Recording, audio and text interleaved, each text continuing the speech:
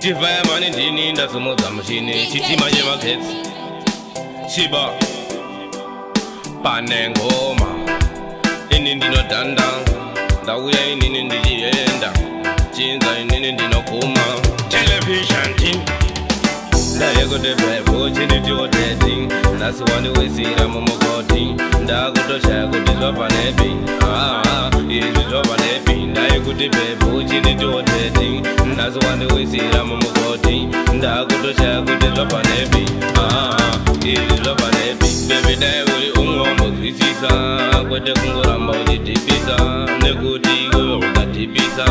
hakuna izuba tinosvika munzira isu tingarasika iwe unomuka wakavhomoka ndati ini ndikutipire nekuti tingaenda kure ndayekuti bhebho chinitioteti nhasi wandiwisira mumugoti ndakutoshaya kuti zvapanepi izvi zvapanepi ndayekuti bhebho chinitioteti nhasi wandiwisira mumugoti ndakutoshaya kuti zvapanepi izvi zvapanepi chinonzi rudo kuwirirana wazvinzwa here iwe mai mwana kwete kungogara tichitukana chero mumaraini tinomakisa sekumba kwenyu mombe ndakapisa